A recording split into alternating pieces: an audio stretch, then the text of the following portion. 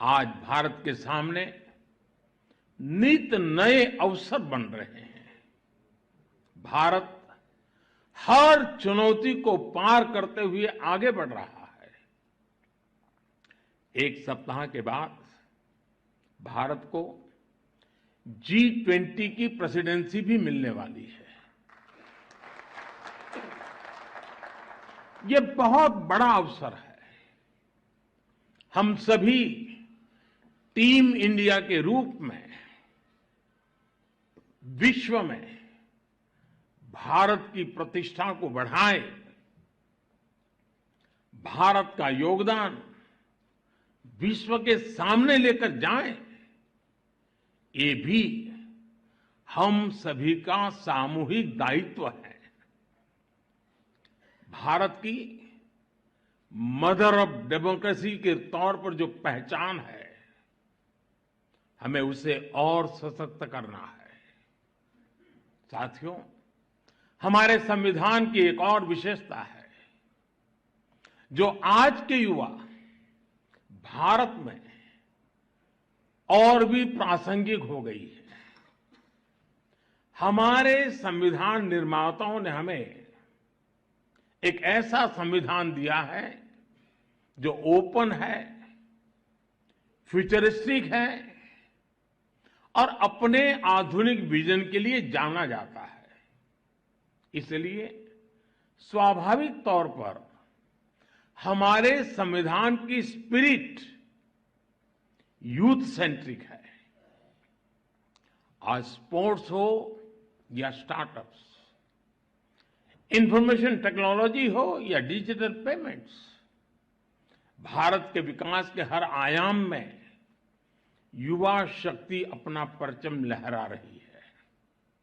हमारे संविधान और संस्थाओं के भविष्य की जिम्मेदारी भी हमारे इन युवाओं के कंधों पर ही है। इसलिए आज संविधान दिवस पर मैं सरकार की व्यवस्थाओं से, देश की न्यायपालिका से एक आग्रह भी करूंगा।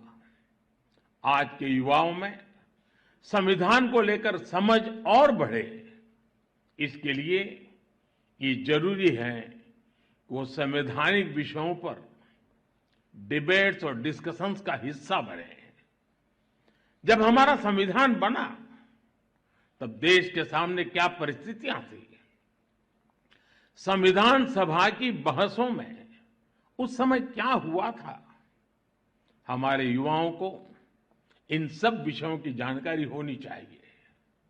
इससे उनकी संविधान को लेकर दिलचस्पी और बढ़ेगी। इससे युवाओं में इक्वालिटी और एम्पावरमेंट जैसे विषयों को समझने का विजन पैदा होगा।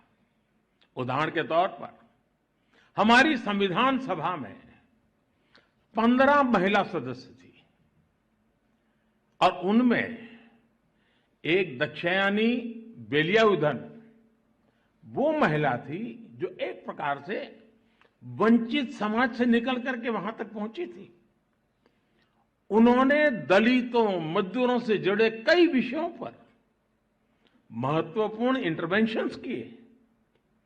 दुर्गाबाई देशमुख, हंसा मेहता, राजकुमारी अमृत कौर, ऐसे ही और कई महिला सदस्यों ने भी महिलाओं से जुड़े विषयों पर अहम योगदान दिया था।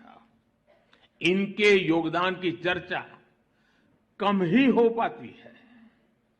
जब हमारे युवा इन्हें जानेंगे तो उन्हें अपने सवालों का जवाब भी मिलेगा।